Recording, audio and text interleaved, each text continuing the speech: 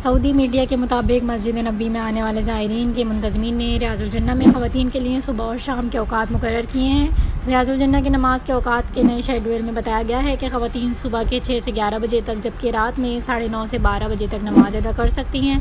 जुम्मे के दिन आज़मीन की आमद के बायस रियाजुल जन्ना में इबादत के औकात मुख्तलिफ होंगे। ख़वातीन जुम्मे के दिन रियाजुल जन्ना में सुबह 6 बजे से 9 बजे तक और रात 9:30 से 12 बजे तक ज़ियारत और इबादत कर सकेंगी। वाज़ेह रहे कि सऊदी वज़ारत हज और उम्रा ने दुनिया भर से आने वाले आज़मीन की बड़ी तादाद को देखते हुए रियाजुल जन्ना में क़याम की मुद्दत सिर्फ 10 मिनट तक महदूद कर दी थी। जारी बयान में हिदायत की गई है कि रियाजुल जन्ना में इबादत के ख्वाहिशमंद रियाजुल लोग मुताल्लिका मोबाइल एप्लीकेशन तवक्कलना या तबरन्ना के ज़रिए इजाज़त हासिल करने के बाद ही दाखिल हो सकेंगे।